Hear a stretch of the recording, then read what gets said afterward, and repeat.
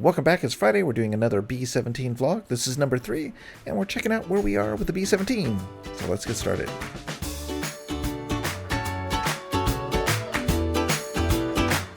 Alright, so as you can see, it is still a bunch of patchwork. It actually looks like it's gone through a war, and it's been sitting in a field, decaying. So, kind of realistic, I guess, except, you know, I don't think they'd be pink and green. But let's get started on where we are now, since it's been like a week, I guess. Mostly, and I'm going to forget what I did, but mostly we've got guns that have been fixed, that are working now. Add some more guns. Tweaked some of the body. A lot of, like, removing of blocks. I do a lot of that. So as I'm building it, I will remove blocks. So wherever you see pink is usually where I've been removing blocks. Of course, we can see up in there. But what we have... Oh, I've got microcontrollers in the way. What we have is seats that now are becoming functional. So we've got the gun. You know, you can kind of move it around. Good. And then what do we have? Let's see. We have to jump over that block again. We have... Oh, this is what I wanted to show you, the ball gun. So let's see here.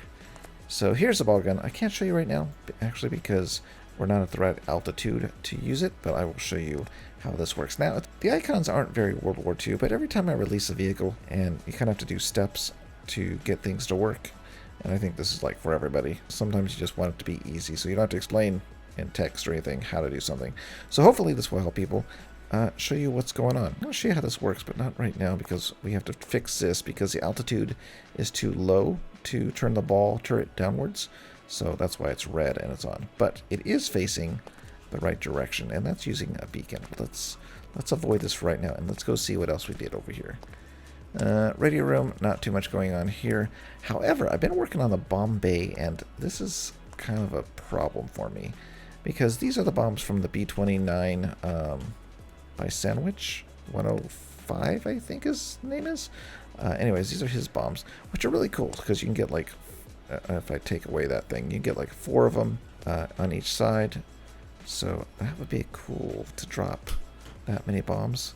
So, you know, we have 8 on each side, and I could, you know, kind of stunt them so you can pick like this rack or that rack or that rack or that rack. I guess it's a rail. And then you could drop, you know, at a time. That would be cool.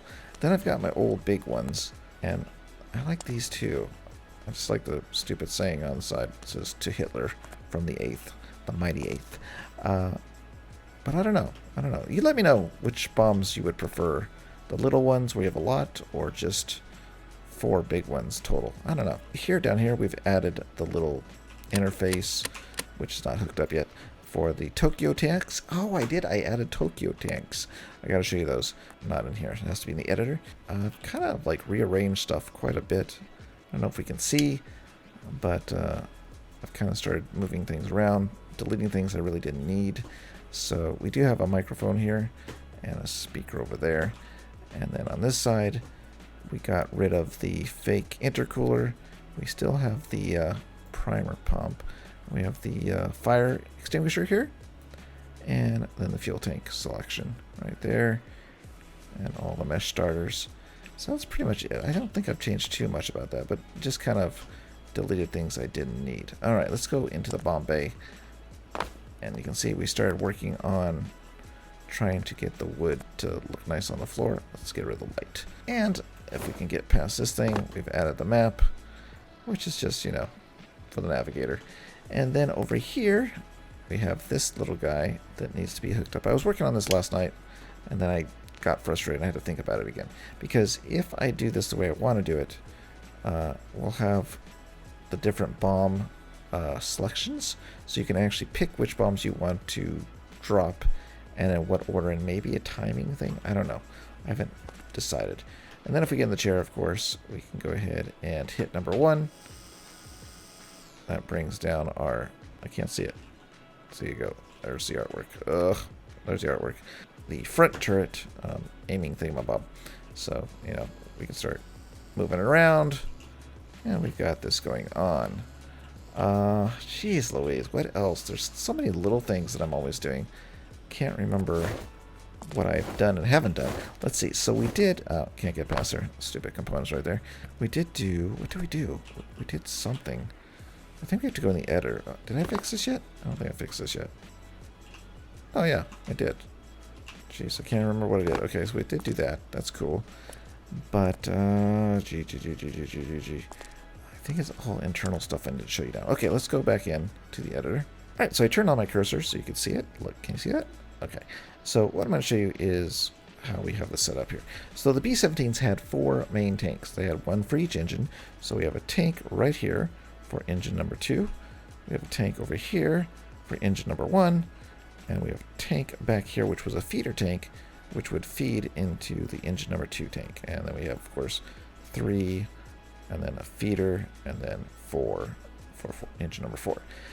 Starting with B17Fs, they started installing Tokyo tanks, which were kind of like, I want to say, plastic or rubber type tanks. And what they did is they were self-sealing, and they were in these wings right about here where the wing is. I think I have mine. Where do I have mine? I have mine right here. So for each tank, each main tank, they had 250 gallons, I think. So 250 gallons here, 250 gallons here. So this thing is flying with the appropriate amount of fuel. Now, that doesn't mean it's going to burn fuel like the B17 burned, but, you know, at least I have the fuel right, so that's cool. What else did we do? So we added fuel ports. Actually, this is for water for the fire extinguisher. It's supposed to be CO2, but, you know, we don't have that. Thanks to N7 and Geronimo telling me you have to, if I can get in here, you have to have, where are they? There. You have to have the spouts, or whatever you call them, the nozzle hoses, to actually put out fires. So we did get those added. Down the bottom, if we turn off our pretty thing here, we have all the fuel tanks marked. Now, the fuel tanks were supposed to be fueled on top. These nozzles shouldn't be down here. But because we know that there's not an easy way to get up on the wings to refuel, I put them on the bottom. So we have them all marked. Let's see, starting with number E2, engine 2, down there. We've got fuel tank, or sorry, not fuel tank, feeder number 2. We've got engine number 1, and we've got Tokyo tank number 1 and Tokyo tank number 2. I don't know if they were actually called Tokyo tanks by their real names, probably called like fuel baffles, who knows. But Tokyo tank was the nickname they got because it was said that with all this fuel they could reach Tokyo, which they never actually went there. But there you go. What else? Let's see. So I've been experimenting with the bomb bay. I've done this several different ways. I've used, in the past, I've used the, like, you know, the clickers, or what do you call them, the connectors, and then I've used pipes. This is the old way I was doing earlier this week, where the pipe moves in and then the bombs drop on the rails.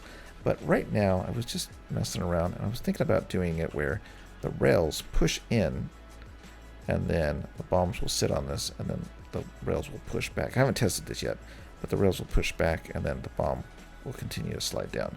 And I think if, you know, let me know, should I go with more bombs? If I do these, then I can put another layer of bombs here. If I do these bombs, I tried to make them both work, but it didn't work. So I have to pick one or the other. If I do these bombs, I can do a break here. That way you could drop these in a different sequence. But if I do lots of bombs, you could drop these in a different sequence. So you could drop all these 4 in a sequence, and then drop these 4, and then these 4, and then these 4. So I don't know. I kind of want more bombs just because it looks cooler when they're dropping rather than the 2 big ones. But you let me know in the comments below what you think. More bombs or less bombs. I don't know. They don't really do anything currently. I mean, you got Penguin's thing, but you have to load his onto the plane, I think. So yeah, I can't deal with that right now. So let's just wait for DLC and see what that brings. But for now, we can just have pretend bombs, multiple or a few. Let me know in the comments below. Okay, let's go ahead and get over here to the ball turret, and let's deactivate the old what you call it. Do I have it here? I didn't have it here. So let's go into the component and let's deactivate the altitude. Okay, so if altitude is greater than 0 right here, then we can go ahead and open the hatch. I think that'll do it. I had it to 50 feet, I think, if I remember how I'm doing this. Okay, so let's go ahead and spawn it, and I'll show you how this works. Actually, no, let's not do it this way because it's going to get stuck. So let's finish off this video by showing how it works properly. All right, so we're going to go and zoom in, and we're going to make ourselves like a little pedestal thing here. All right, and I already know how to do this because this is how I was testing. So we'll go like this, come over here, and we'll wreck this over here. Poof. And then we will make a ladder right there. And now we can get inside. All right, so we have the B17's butt in the air, and we have the ball turret currently facing back. So if we get inside here, and if I broke the code properly, we should be able to use it. Okay, so we've got the back indicator on. Let's see. Does it work now? I don't know why it's not working properly. Anyways, that light is supposed to go off. I had it working, so I don't know what I broke, but we'll have to look at it later. So the idea is, when it's facing back, this light will go on. Right now it's just staying on no matter what. And what we do is we go ahead and we pitch the turret down. So you'll see that light goes on.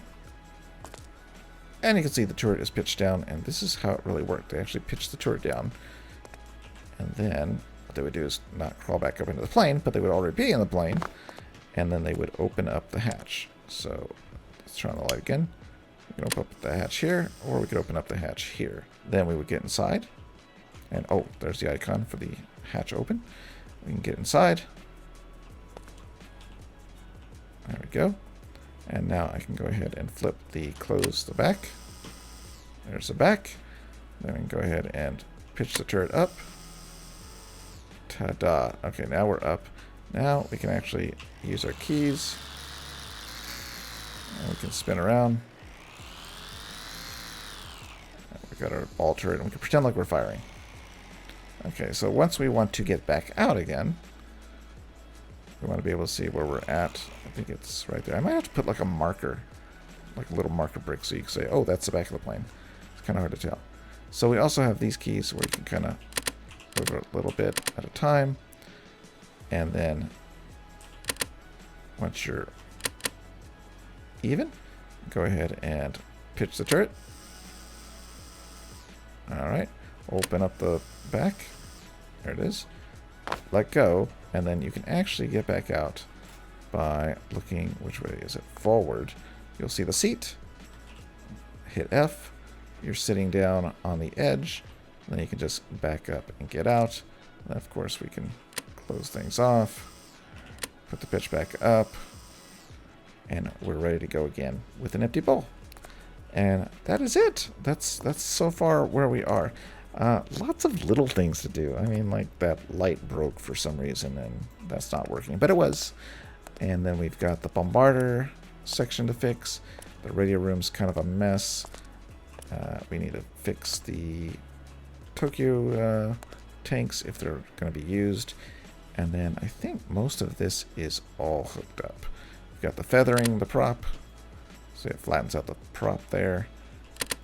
There you go. We have radios that need to be hooked up still. Yeah, a lot of radios need to be hooked up. And then, of course, yeah, just getting this bombing section ready. So hopefully that'll be done before the end of next week, because I need to start working. Oh, I can show you a prop. Hold on. Let's go see a prop. But anyways, I was going to say, hopefully this will be done before next week, because we got to do a teaser video and all that stuff. So let's go and show you the prop. All right, so this is the prop for the video. So this is an old World War II, I guess, airfield tower. And I'm probably going to ask Billy if I can borrow one of his, or two of his builds that he built for the video as well. But this is, how do you get up there? I don't think I didn't make a way to get up there yet. So, yeah, so it's not done. But I just got sick of messing with the B17. So let's just jump into the view mode here.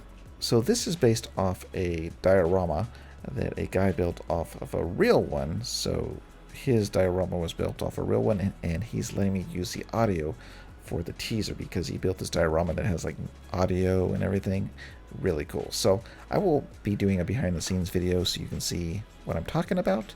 But for now, I'm just showing you, the props, and then I'll show you behind the scenes of his diorama and his video and link to all his stuff so you can check it out. That's supposed to be like an air thingamabob, but we don't have any air thingamabobs in the Stormworks. So, I'm talking about the air blower. What are they called? Windsock. Windsock, that's what it's called. So yeah. So anyways, I think that's it for today. Hopefully we're going to get done with the B17 soon, because I need to get back to smaller projects because the big ones take too much time, although they're more fun to do the videos for. But yeah, so we're going to go ahead and finish the B17 off and start doing smaller projects. That's the plan. But for now, we're doing this one and, you know, having fun making videos and making the bigger videos and the cinematic. Yeah. So by the way, if you don't know already, there was an update for Stormworks, adds some tweaks to the rotors or something, and they announced that they're going to be releasing the modular engine soon, which I don't really care, but they're going to be leaving the old engines in, thank goodness. The newer engines are cool if you like to mess around with them, but of course there is no, at least I don't think there is, I don't think there's any change in the engine sounds based on the type of engine you build, like how big it is. So hopefully they add something like that, because they sound like lawnmowers. No matter how big your engine is, it just sounds like a lawnmower. So yeah. Oh, also there's no like automatic component for managing air and fuel ratios. You have to go and find a microcontroller, and then you have to jerk with that, and they're kind of flaky, and I don't know. Maybe something good will come out of it, but for right now, I don't care about the modular engines. They're kind of cool. Add some new cool pieces to use for props, at least, on your planes. So I guess that'll work. So anyways, that's it for today. If you haven't done so already, hit the bell so it goes ding-dong when I upload a video. And if you have subscribed, please consider doing so. And I will see you next week, I guess. Next week? Yes, let's say next week.